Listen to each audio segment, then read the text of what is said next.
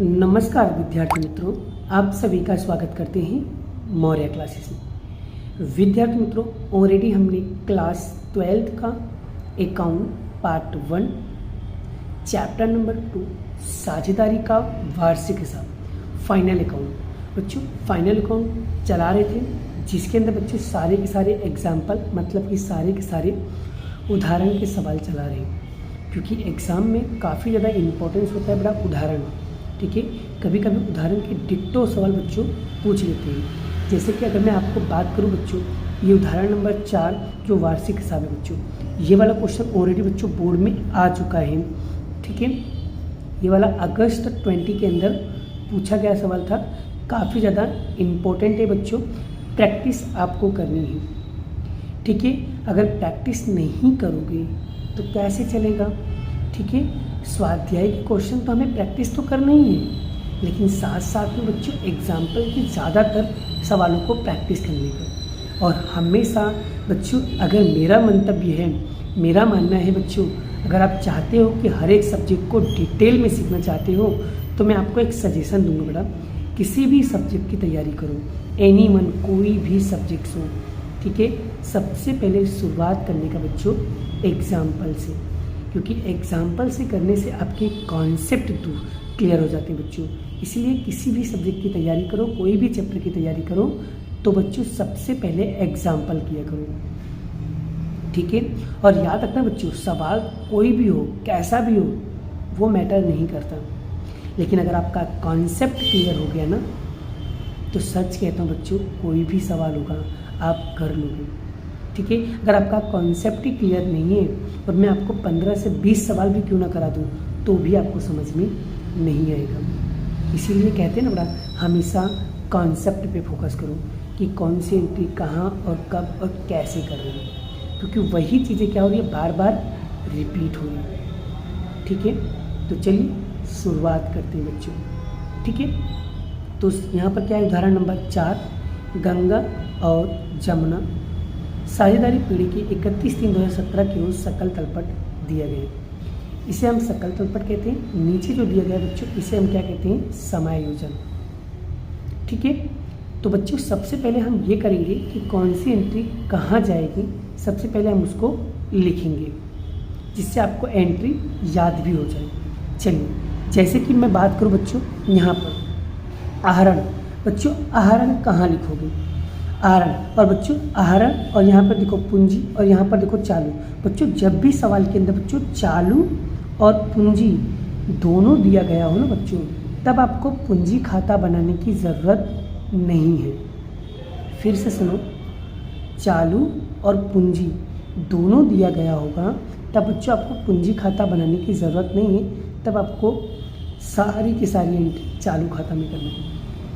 ठीक है, तो जैसे आहरण कहाँ लिखेंगे, चालू खाता के उधार साइड, तो यहाँ लिखेंगे हम चालू खाता के उधार साइड, साझेदार के चालू खाता की उधार साइड लिखेंगे। बच्चों खरीद कहाँ लिखोगे, व्यापार खाते के उधार साइड, व्यापार खाते के उधार साइड। बच्चों माल वापसी, उधार बाकी होगा, माल वापसी, तो इसका मतलब ये होता है बच्चों, उसे हम कहते हैं बिक्री माल वापसी। क्या कहते हैं, बिक्री माल वापसी। बच्चों इसे हम कहाँ लिखेंगे, व्यापार खाता के जमा पक्ष में लिखेंगे। ठीक है, चलिए माल स्टॉक 1/4 है बच्चों, प्रारंभिक स्टॉक के कहाँ लिखेंगे, व्यापार खाता के उधार साइड।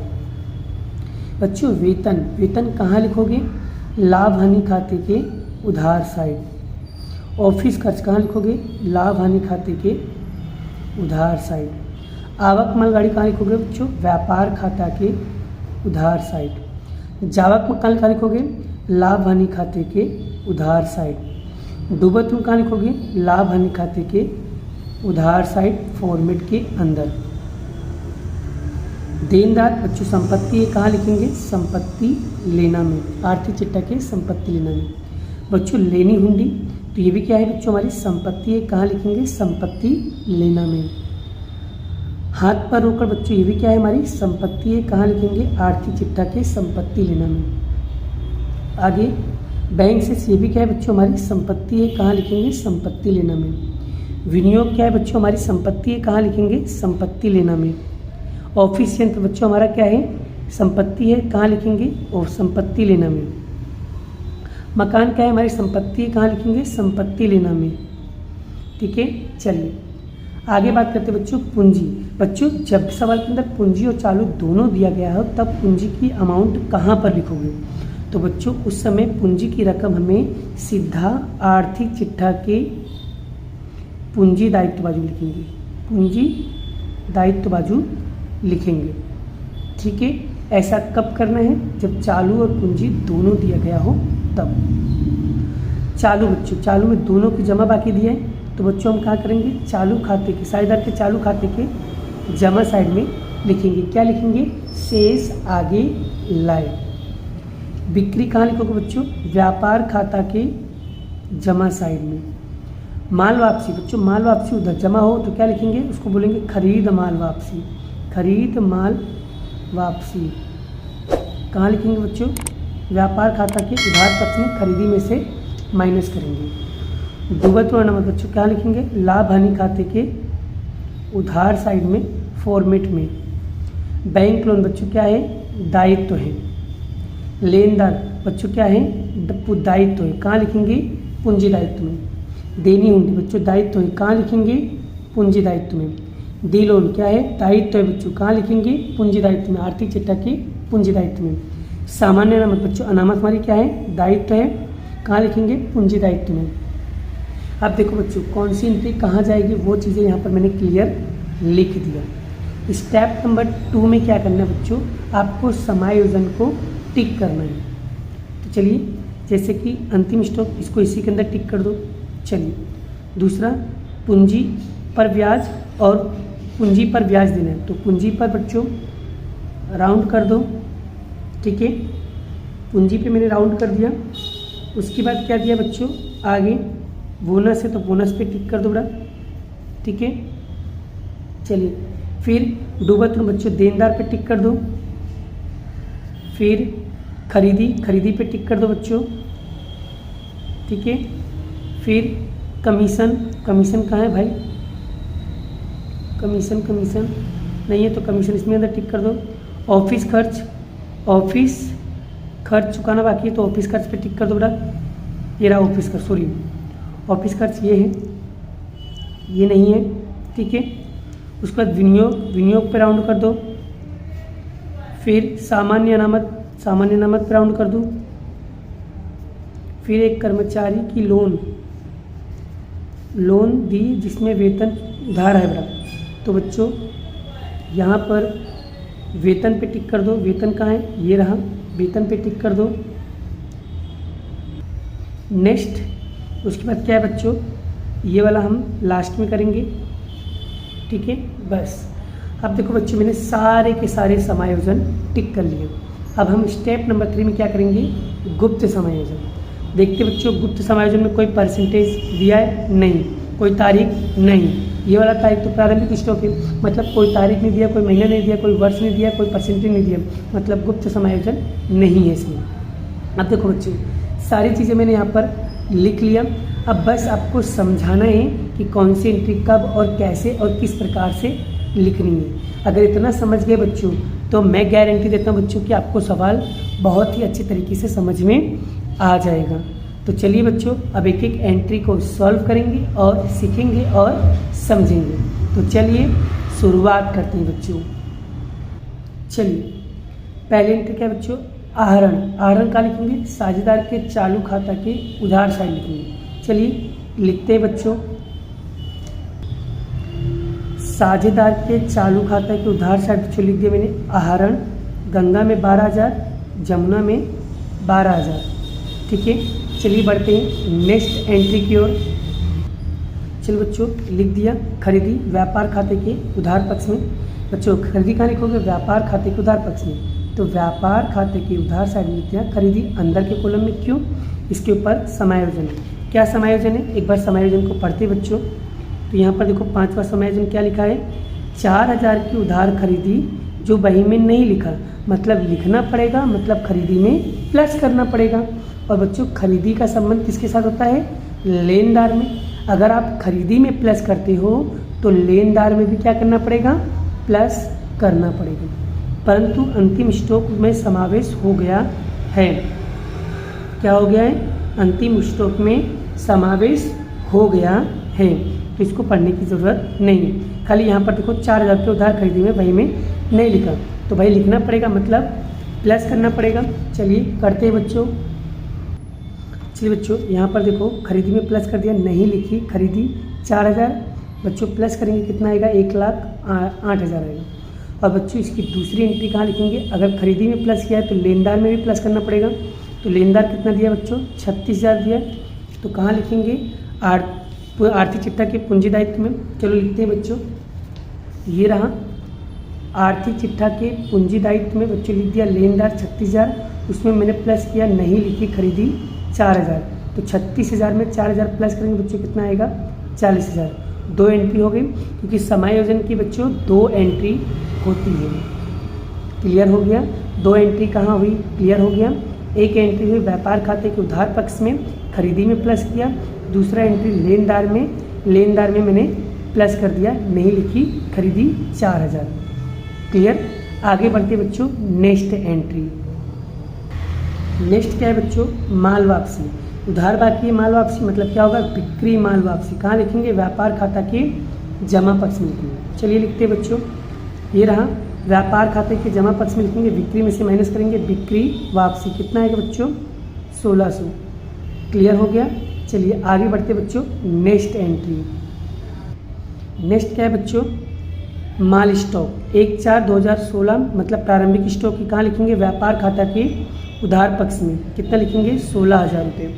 चलो लिखते हैं बच्चों, व्यापार खाता के उधार पक्ष में लिखते हैं बच्चों प्रारंभिक स्टॉक कितना, 16,000 रुपये। डन। क्लियर हो गया बच्चों। आगे बढ़ते हैं, नेक्स्ट एंट्री। चलो बच्चों नेक्स्ट एंट्री क्या है, वेतन। कहाँ लिखेंगे, लाभ हानि खाते के उधार पक्ष में कितना है बच्चों, 18,000। तो बच्चों इसके ऊपर समायोजन है तो 2 असर होगी, पहले रकम अंदर के कॉलम में लिखेंगे। कहाँ लिखेंगे, लाभ हानि खाते के उधार में। और बच्चों समायोजन क्या है बच्चों, पढ़ते हैं 8वें नंबर की समायोजन पढ़ते हैं। एक कर्मचारी को 600 रुपये की लोन दी, परंतु रकम वेतन खाते में उधार की है। बच्चों उधार की गई है, उधार की गई है मतलब हमें क्या करना पड़ेगा बच्चों, इसमें से माइनस करना पड़ेगा, घटाना पड़ेगा, कम करना पड़ेगा। तो चलिए बच्चों पहले लिखते हैं, कहाँ लिखेंगे, लाभ हानि खाते के उधार पक्ष में। तो ये बात बच्चों, लाभ हानि खाते के उधार पक्ष में वेतन कितना था, 18,000, जिसमें से बच्चों मैंने लोन कितना लिया था कर्मचारी का, 600 रुपये उधार किया था। तो भाई इसको माइनस करना पड़ेगा, कितना आएगा, 1740। और बच्चों माइनस किया तो साइड चेंज होगा, तो दूसरी एंट्री कहाँ जाएगी, लाभ आर्थिक चिट्ठा की संपत्ति लेना साइड में जाएगा। बच्चों क्या लिखेंगे, कर्मचारी की दी लोन। ये रहा बच्चों आर्थिक चिट्ठा की संपत्ति साइड में लिख दे बच्चों, कर्मचारी की दी लोन 600 रुपये। बोलो बच्चों ये 2 एंट्री क्लियर होगी, कौन सी एंट्री कहाँ जा रही है, कैसे जा रही है, आई होप यहाँ पर आपको समझ में आ रहा है। चलिए बढ़ते बच्चों नेक्स्ट एंट्री की ओर। नेक्स्ट क्या है बच्चों, ऑफिस खर्च। कहाँ लिखेंगे, लाभ हानि खाते के उधार साइड में 9,000। बच्चों इसको पे भी समायोजन है तो 2 ऐसा होगी। तो पहले कहाँ लिख, देखो इसकी देख लो, ऑफिस खर्च वाला कहाँ दिया बच्चों, ये रहा ऑफिस खर्च मतलब चुकाना बाकी है बच्चों, कितना, 200 रुपया क्या है बच्चों, ऑफिस खर्च का चुकाना बाकी। चुकाना बाकी मतलब क्या करेंगे बच्चों, प्लस करेंगे। चुकाना बाकी होगा तो क्या करेंगे, प्लस करेंगे। चलिए तो लाभ हानि खाते के उधार पक्ष में बच्चों का ऑफिस खर्च कितना है, 9,000, उसमें मैंने प्लस किया अदत। अदत मतलब क्या होता है बच्चों, चुकाना खर्च यानी चुकाना बाकी। 200 रुपया प्लस किया बच्चों, कितना, 9,200 आया। और बच्चों प्लस किया है मतलब दायित्व है बच्चों, और इसकी दूसरी क्या होगी, सेम साइड मतलब आर्थिक चिट्ठा के किस साइड आएगा, पूंजी दायित्व, क्योंकि ये दायित्व है। ये रहा आर्थिक चिट्ठा के पूंजी दायित्व में लिखेंगे बच्चों अदत ऑफिस खर्च कितना, 200 रुपये। क्लियर हुआ बच्चों, कौन सी एंट्री कहाँ जाएगी, कितने एंट्री हो रही है, आई होप आपको पता चल रहा है। ठीक है, आगे बढ़ते बच्चों नेक्स्ट एंट्री की ओर। चलो बच्चों देखो फिर क्या लिखा, आवक माल गाड़ी भाड़ा। बच्चों कहाँ लिखेंगे, लाभ व्यापार खाते के उधार पक्ष में 3,000। तो लिखते हैं बच्चों व्यापार खाते के उधार पक्ष में लिखेंगे आवक माल गाड़ी भाड़ा कितना है, 3,000। आगे बढ़ते बच्चों नेक्स्ट एंट्री। नेक्स्ट क्या है बच्चों, जावक माल गाड़ी भाड़ा कहाँ लिखेंगे, लाभ हानि खाते के उधार पक्ष में कितना लिखेंगे, 4500। चलिए लिखते हैं बच्चों लाभ हानि खाते के उधार पक्ष में। ये रहा लाभ हानि खाते के उधार पक्ष में बच्चों लिखेंगे जावक माल गाड़ी भाड़ा कितना, 4500। क्लियर हो गया। आगे बढ़ते बच्चों नेक्स्ट एंट्री। चलिए बच्चों क्या लिखा है, डूबत ऋण कहाँ आएगा, लाभ हानि खाते के उधार में, किसके अंदर लिखेंगे, फॉर्मेट के अंदर। तो लाभ हानि खाते के उधार साइड में बच्चों फॉर्मेट के अंदर क्या लिखेंगे बच्चों, डूबत ऋण कितना है, 1400। तो यहाँ लिखेंगे हम 1400। क्लियर हो गया बच्चों। आगे बढ़ते हैं नेक्स्ट एंट्री। नेक्स्ट क्या है बच्चों, देनदार संपत्ति लेना लिखेंगे बच्चों आर्थिक चिट्ठा के, और इसके ऊपर समायोजन है वो भी देखना पड़ेगा। पहले देनदार लिख देते बच्चों संपत्ति में। तो ये रहा आर्थिक चिट्ठा के संपत्ति लेना बच्चों, देनदार लिख दिया 67,000। अब बच्चों इसका देखते हैं समायोजन।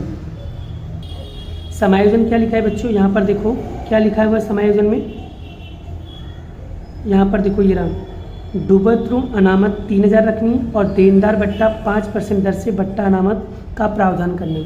पहले डूबत ऋण अनामत को क्या करेंगे, 3000 माइनस करेंगे बच्चों। चलिए माइनस करते हैं।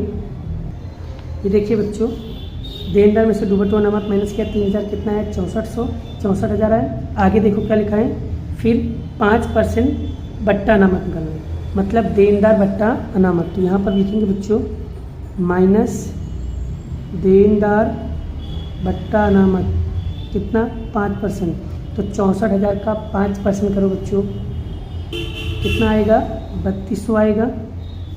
माइनस करेंगे कितना आएगा, 60,800। ठीक है। और बच्चों इन दोनों की दूसरी असर कहाँ पर जाएगी, लाभ हानि खाते के उधार साइड में बच्चों फॉर्मेट के अंदर लिखेंगे हम, कितना लिखेंगे, डूबत ऋण अनामत लिखेंगे 3000 और देनदार भट्टा अनामत कितना लिखेंगे बच्चों, 3200। चलिए लिख कर दिखाता हूँ बच्चों। देखो बच्चों ये रहा लाभ हानि खाते के उधार में बच्चों डूबत ऋण अनामत न्यू में लिखा है बच्चों, सॉरी यहाँ पर आएगा न्यू 3000 है बच्चों, और देनदार भट्टा अनामत कितना है, 3200 है। ठीक है। आगे बढ़ते बच्चों नेक्स्ट एंट्री। देखो बच्चों आगे लेनी हुंडी कोई समायोजन नहीं, कहाँ लिखेंगे, संपत्ति लेना में। दूसरा रोकड़, ये भी संपत्ति लेना। तीसरा बैंक से, ये भी संपत्ति लेना। ये तीनों के तीन बच्चों संपत्ति लेना में जाएगा और कोई भी समायोजन नहीं, एक ही असर होगी। चलिए बच्चों कहाँ लिखेंगे, आर्थिक चिट्ठा के संपत्ति लेना में। चलिए लिख कर बताता हूँ बच्चों। ये देखिए बच्चों आर्थिक चिट्ठा के संपत्ति लेना बच्चों मैंने लिख दिया, लेनी हुंडी, हाथ पर रोकड़, बैंक से, तीनों के तीनों बच्चों संपत्ति लेना में आएगा, लिख दिया। एक ही असर हुआ क्योंकि समायोजन तो दिया नहीं है। ठीक है। आगे बढ़ते बच्चों नेक्स्ट एंट्री। नेक्स्ट क्या है बच्चों, विनियोग। विनियोग देखो बच्चों क्या लिखा है, विनियोग लिखा है 14,000। और बच्चों विनियोग का समायोजन क्या है बच्चों, विनियोग की कीमत, 7वां एंट्री देखो, किताब लेके बैठा करो बेटा। ठीक है। विनियोग की कीमत 12,000 टोटल था बच्चों, निश्चित हुआ था, मतलब अंतर की रकम कितना, हमारे पास 14,000 है लेकिन अंतर कितना निकल रहा है बच्चों, 12,000 का, मतलब 2,000 रुपया ज़्यादा लिखा है तो उसे माइनस करना पड़ेगा। ठीक है। आगे फिर जो समायोजन में जो था बड़ा वो सामान्य अनामत में डालना था, मतलब जो ज़्यादा पैसा आ गया सामान्य अनामत में डालना था। अब बच्चों सामान्य अनामत में भी ज़्यादा चल गया तो भाई वहाँ से भी हमें 2,000 रुपया माइनस करना पड़ेगा। ठीक है भाई, विनियोग में से भी माइनस करना पड़ेगा और सामान्य अनामत में से भी माइनस करना पड़ेगा। चलिए लिखते हैं बच्चों, विनियोग क्या है हमारी, संपत्ति, कहाँ लिखेंगे, संपत्ति लेना में, आर्थिक चिट्ठा की। तो ये रहा आर्थिक चिट्ठा की संपत्ति लेना बच्चों, विनियोग। यहाँ पर हमने लिखा है विनियोग 14,000 था, उसमें से 2,000 रुपये माइनस करेंगे तो 12,000 रुपये का शेष मिल गया। और बच्चों ये तो 2,000 रुपये जो सामान्य अनामत था वहाँ से भी हमें माइनस करना पड़ेगा। तो सामान्य अनामत कहाँ लिखा है बच्चों, ये रहा सामान्य अनामत, ये रहा। तो सामान्य अनामत में से बच्चों क्या करेंगे, 9,600 है तो कहाँ लिखेंगे, दायित्व में। तो आर्थिक चिट्ठा की पूंजी दायित्व में लिखेंगे बच्चों सामान्य अनामत। ठीक है। 9,600 उसमें से विनियोग के अनामत अपलिखित माइनस करना पड़ेगा 2,000 रुपया, क्योंकि इसमें भी ज़्यादा आ गया तो इसमें से भी 2,000 माइनस करेंगे, कितना आएगा, 7,600 आएगा। तो हो गई ना बच्चों दो एंट्री, एक एंट्री ये और दूसरी एंट्री ये रही। आइए बच्चों आपको पता चल गया कि इसकी कैसे दो एंट्री हो गई। क्वेश्चन को ध्यान से पढ़ने का, ध्यान से समझने का बच्चों, और एक ही बार में क्वेश्चन क्लियर हो जाए। अगर बच्चों एक बार में अगर आपका कॉन्सेप्ट नहीं क्लियर होता है तो उसी सवाल को 2 से 3 बार प्रैक्टिस करोगे ना तो वो क्वेश्चन आपके माइंड में फिट हो जाएगा। ठीक है, नेक्स्ट क्या है बच्चों, ऑफिस यंत्र, इसके ऊपर भी समायोजन है। देखो बच्चों, ऑफिस यंत्र कहाँ पर दिया है, ऑफिस यंत्र ये रहा, मकान और यंत्र पर 10% घिसाई निकालना है। तो यंत्र कितना दिया बच्चों, 30,000 दिया। कहाँ लिखेंगे, संपत्ति लेना में, तो आर्थिक चिट्ठा के संपत्ति लेना में लिखेंगे बच्चों यंत्र, और 30,000 का 10% करोगे बच्चों घिसाई, तो कितना आएगा, 3,000 आएगा। तो 30,000 में से 3,000 माइनस करोगे, कितना आएगा, 27,000। और बच्चों माइनस है साइड चेंज, तो बच्चों इसकी दूसरी एंट्री कहाँ जाएगी, लाभ हानि खाते की उधार पक्ष में यंत्र पर घिसाई। ये रहा लाभ हानि खाते के उधार साइड में बच्चों लिखेंगे यंत्र की घिसाई 3,000। ठीक है, चलिए बच्चों आगे बढ़ते हैं। नेक्स्ट एंट्री आपको पता चलना चाहिए कितनी एंट्री हो रही है। चलिए, मकान, मकान क्या है बच्चों, संपत्ति है। कहाँ लिखेंगे, आर्थिक चिट्ठा की संपत्ति, इस पर भी समायोजन बच्चों कहाँ है, तो चौथा एंट्री देखो, मकान पर 10% घिसाई निकालना। चलिए निकालते बच्चे, लिखते हैं आर्थिक चिट्ठा के संपत्ति लेना बाजू। तो आर्थिक चिट्ठा के संपत्ति लेना में लिख दिए बच्चों मकान 24,000, उस पर 10%, तो 24,000 का 10% करेंगे बच्चों घिसाई, कितना आएगा, 2400 आएगा। तो 24,000 में से 2400 माइनस करेंगे, कितना आएगा, 21,600। बच्चों इसकी दूसरी एंट्री कहाँ जाएगी, माइनस है तो साइड चेंज, यानी लाभ हानि खाते की उधार साइड में बच्चे लिखेंगे, लाभ हानि खाते के उधार साइड में बच्चे लिखेंगे, क्या लिखेंगे, मकान की घिसाई 2400। आई होप आपको पता चल गया कौन सी एंट्री कहाँ जा रही है। चलिए बच्चों आगे बढ़ते हैं नेक्स्ट एंट्री। चलिए बच्चों, उधार साइड की सारी एंट्री कंप्लीट हो गई है। अब हम आएंगे बच्चों जमा साइड में। जमा में देखेंगे पहले क्या है बच्चों, पूंजी, पूंजी के ऊपर समायोजन भी है। पहले पूंजी की एंट्री कहाँ लिखोगे बच्चों, कहाँ लिखेंगे, आर्थिक चिट्ठा के पूंजी दायित्व में लिखेंगे। क्यों लिखेंगे भाई, क्योंकि चालू खाता पूंजी खाता दोनों दिया गया है। जब चालू और पूंजी दोनों दिया गया है बच्चों, तब एक ही एंट्री करने का, साझेदार के आर्थिक चिट्ठा के पूंजी दायित्व में करेंगे पूंजी खाता। तो बच्चों आर्थिक चिट्ठा के पूंजी खाता लिखेंगे, गंगा जमुना 30,000 और 36,000, दोनों को प्लस में कितना आएगा, 66,000 आएगा। और बच्चों इसके ऊपर समायोजन है, क्या है कि यहाँ पर क्या लिखा है, साझेदारों को पूंजी 5% ब्याज देना है। तो बच्चों 30,000 का 5% करोगे तो 1,500 होगा, और 36,000 का 5% करोगे तो 1,800 होगा। तो बच्चों इसका ब्याज कहाँ पर लिखा जाएगा, तो बच्चों पूंजी के अलावा बाकी सारी एंट्री हम करेंगे साझेदार के चालू खाता की जमा शक्ति, लिखेंगे पूंजी पर ब्याज। क्या लिखेंगे, पूंजी पर ब्याज। तो बच्चों ये रहा पूंजी पर ब्याज, इसका आया 1,500, इसका आया 1,800। कैसे आया पता चला भाई, तो गंगा का 30,000 था, उसका हमने 5% करेंगे, 1,500 आया, और जमुना का 1,800 आया। आगे क्या लिखा है, प्रत्येक साझेदार को वार्षिक 2,000 रुपया बोनस, यानी दोनों साझेदार को, गंगा और जमुना को 2,000 रुपया बोनस देना है। बोनस मतलब उनकी इनकम हो गई, उनकी आवक हो गई। तो बच्चों कहाँ लिखेंगे, साझेदार का है, इसलिए साझेदार के चालू खाता के जमा पक्ष में लिखेंगे बोनस खाता, गंगा के खाने में 2,000 और यमुना के खाने में 2,000 रुपया। तो बच्चों ये रहा बोनस खाता 2,000 और 2,000। और बच्चों इन दोनों की दो दूसरी एंट्री कहाँ जाएगी, लाभ हानि वितरण खाते की उधार साइड में। इधर जमा है, उधर कहाँ जाएगा, लाभ हानि खाते के उधार साइड में लिखेंगे। चलिए देखते हैं बच्चों, दिखा देता हूँ आपको। ये रहा लाभ हानि वितरण खाते के उधार साइड में लिखेंगे बच्चों पूंजी खाता, गंगा जमुना 1,500, 1,800, 3,300 हो गया। और बोनस भी मैंने लिख दिया, गंगा जमुना का 2,000 कितना आ गया, 4,000 रुपया आ गया। तो इस तरीके से बच्चों यहाँ पर देख सकते हो कि ये एंट्री भी हमारी कंप्लीट हो गई। अब बढ़ते हैं बच्चों आगे की एंट्री समझाता हूँ, आगे की एंट्री को डिटेल में। बस खाली आपको ये ध्यान रखना है कौन सी एंट्री कहाँ जा रही है। ठीक है, चलिए आगे बढ़ते हैं बच्चों नेक्स्ट एंट्री। चलिए बच्चों आगे देखो, चालू खाता जमा बाकी लिखा है गंगा जमुना 3,000 और 2,400। कहाँ लिखेंगे, चालू खाता के जमा पक्ष में लिखेंगे, क्या लिखेंगे, शेष आगे लाए। चलिए लिखते हैं बच्चों। तो ये रहा साझेदार को चालू खाते के जमा पक्ष में लिखेंगे शेष आगे लाए, गंगा में 3,000, जमुना में 2,400। क्लियर हो गया। आगे बढ़ते बच्चों नेक्स्ट एंट्री।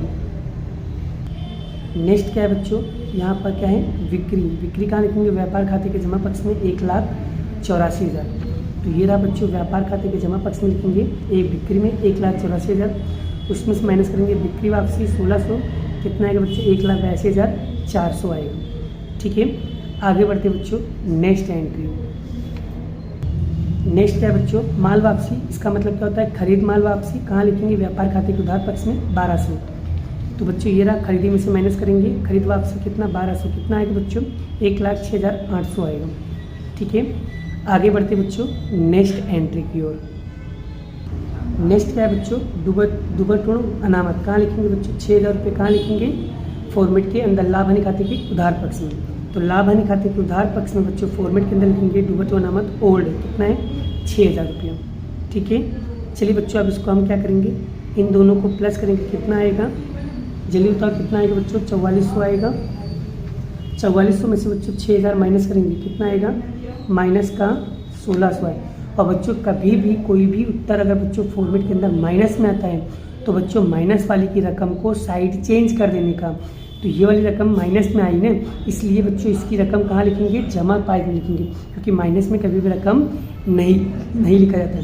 तो इसलिए इसकी दूसरी एंट्री कहाँ जाएगी, समान अनाम, क्योंकि भाई माइनस में हो गया, ज़्यादा आ गया, तो भाई डूबतपूर्ण अनामत बच्चों वृद्धि हो रही है। तो बच्चों इसकी दूसरी एंट्री कहाँ जाएगी, लाभ हानि खाते के जमा पक्ष में लिखेंगे डूबतपूर्ण अनामत, डूबतपूर्ण अनामत वृद्धि, कितना बच्चों 1600। क्लियर। तो बच्चों ये माइनस वाली एंट्री कहाँ पर आ गई, यहाँ पर आ गई, लाभ हानि खाते के उधार पक्ष में। क्लियर हो गया। आगे बढ़ते बच्चों नेक्स्ट एंट्री। चलो बच्चों नेक्स्ट एंट्री क्या है, बैंक लोन, ये भी दायित्व है। दूसरा ये तो हो गया, देनी उंडी ये भी दायित्व है, ली लोन ये भी दायित्व है, सामान्य अनामत तो हो ही गया। तो ये तीनों बच्चों तीनों के तीन दायित्व हैं। तो बच्चों कहाँ लिखेंगे, आर्थिक चिट्ठा के पूंजी दायित्व में, क्योंकि इसके ऊपर कोई समायोजन नहीं चाहिए कि ऐसा हो गया। तो लिख देता हूँ बच्चों, आर्थिक चिट्ठा के पूंजी दायित्व में बैंक लोन 13,500, देनी उंडी 1800, ली लोन कितना है 4,000 रुपये। तो बच्चों देखो सारी की सारी एंट्री कर दिया। अब बच्चों देखो उधार साइड की सारी एंट्री और जमा साइड की सारी एंट्री हो गई। अब बच्चों एक एक एंट्री को हम चेक कर लेते हैं, कोई एंट्री छूट तो नहीं गई है। चलिए अब बच्चों यहाँ पर देखो समायोजन में अंतिम स्टॉक की एंट्री बाकी है। तो अंतिम स्टॉक 28,600 है, परंतु 20,000 माल कीमत की 10% अधिक है। और बच्चों कभी भी अंतिम स्टॉक में हमेशा कम वाली वैल्यू लेने का ज़्यादा वाली वैल्यू लेने की ज़रूरत नहीं है, हमेशा कम वाली वैल्यू लेने की। ठीक है, तो बच्चों कहाँ पर लिखेंगे, एक एंट्री लिखेंगे व्यापार खाता के जमा पक्ष में लिखेंगे, दूसरा कहाँ पर लिखेंगे हम, आर्थिक चिट्ठा के संपत्ति लेना में। चलिए लिखते हैं बच्चों। तो ये देखिए बच्चों, व्यापार खाते के जमा पक्ष में लिखा अंतिम स्टॉक 28,600। दूसरी एंट्री कहाँ जाएगा, आर्थिक चिट्ठा के संपत्ति लेना में। तो ये रहा आर्थिक चिट्ठा संपत्ति लेना, ये रहा अंतिम स्टॉक 28,800। हो गए बच्चों। और भी चेक कर ले, कोई एंट्री छूट तो नहीं गई है। तो देखो फिर दूसरा ये भी हो गया, तीसरा डूबतपूर्ण हो गया, मकान और यंत्र हो गया, 4,000 वाला एंट्री हो गया। यस बच्चों, अभी क्या बाकी, छठा कमीशन मिलनी बाकी है। बच्चों कमीशन मिलनी बाकी है, क्या है बच्चों, तो मिलनी बाकी कमीशन है। तो बच्चों इसकी एंट्री कहाँ जाएगी, एक तो मिलनी बाकी हमारी संपत्ति है, तो कहाँ लिखेंगे, आर्थिक चिट्ठा की संपत्ति लेना बच्चों, आर्थिक चिट्ठा की संपत्ति लेना लिखेंगे बच्चों, मिलनी बाकी कमीशन 2,000। दूसरी बच्चों ये कमीशन क्या है, मिल रही है, मतलब मेरी क्या है, आवक है, मेरी इनकम है। दूसरी कहाँ लिखेंगे बच्चों, लाभ हानि खाते के जमा पक्ष में लिखेंगे, लाभ हानि खाते के जमा पक्ष में लिखेंगे बच्चों कमीशन 2,000 रुपये, क्योंकि भाई मिल रहा है ना, इनकम है हमारी ना, इसलिए क्या होगा 2,000 रुपया। ठीक है, कमीशन। आगे और चेक कर लेते बच्चों, कोई एंट्री बाकी नहीं। ऑफिस खर्च हो गया, विनियोग हो गया, कर्मचारी की 600 लोन हो गई, साझेदारी का वितरण पात्र लाभ बच्चों 3:7 में प्रमाण में करेंगे, और पीढ़ी का वार्षिक हिसाब। जब बच्चों हम वितरण पात्र लाभ निकालेंगे तब उसको 3:7 में हम क्या करेंगे, बांटेंगे। चलिए अब बच्चों हम क्या करेंगे, अब हम लास्ट स्टेप करने जा रहे हैं, टोटल मानने जा रहे हैं। और बच्चों टोटल मानना आप सभी को बहुत अच्छे तरीके से आता ही होगा। तो चलिए सबसे पहले हम व्यापार खाते का टोटल मारते हैं बच्चों। चलिए सबसे पहले व्यापार खाते का टोटल मारो बच्चों, जल्दी मारो। तो व्यापार खाते का टोटल मारोगे कितना आएगा, बोलो जल्दी, 2,11,000 आएगा। और इधर भी लिख दो बच्चों 2,11,000। इसमें से बच्चों ये तीनों को माइनस करो, तो यहाँ पर शेष बचेगा जिसको हम कहेंगे सकल लाभ, सकल लाभ। जल्दी बताओ बच्चों इसका आंसर क्या आएगा, क्या आएगा 85,200 आएगा। तो ये क्या होगा बच्चों, आपका सकल लाभ होगा। अब बच्चों उधार साइड में आए सकल लाभ, बच्चों इसकी दूसरी एंट्री कहाँ लिखेंगे, लाभ हानि खाते के उधार साइड में लिखेंगे। जमा साइड में उधार है तो जमा साइड में लिखेंगे सकल लाभ, क्या लिखेंगे, सकल लाभ कितना लिखेंगे बच्चों 85,200। चलिए लिखते हैं बच्चों, ये रहा लाभ हानि खाते के जमा साइड में लिखेंगे सकल लाभ कितना 85,200। अब बच्चों हम किसका टोटल मारेंगे, अब मारेंगे लाभ हानि खाते का। चलिए लाभ हानि खाते का टोटल मारते हैं बच्चों। चलो बच्चों लाभ हानि खाते का टोटल मारो, तो जमा साइड का टोटल मारो बच्चों। तो ज़्यादा किस साइड का आ रहा है, जमा साइड का आ रहा है, क्या लिखेंगे 88,800 बच्चों। शेष कितना बच रहा है, जल्दी बताओ बच्चों शेष कितना बच रहा है 4900। इसको बोलेंगे शुद्ध लाभ। बच्चों ये शुद्ध लाभ कहाँ पर जाएगा, ये शुद्ध लाभ जाएगा लाभ हानि वितरण खाते के जमा साइड में लिखेंगे बच्चों, क्या लिखेंगे शुद्ध लाभ, क्या लिखेंगे शुद्ध लाभ। कितना लिखोगे बच्चों शुद्ध लाभ 49,600 लिखोगे। कैसे, चलिए दिखाता हूँ बच्चों। तो ये रहा लाभ हानि वितरण खाता, जमा साइड में लिखेंगे बच्चों शुद्ध लाभ 49,600।